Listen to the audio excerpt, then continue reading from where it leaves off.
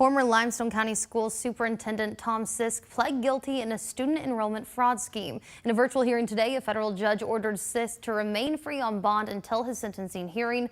Sisk and former Athens City School Superintendent Trey Holliday are two of 6 people indicted in the fraud scheme. He will be a witness for prosecutors in his remaining co-defendants' trial.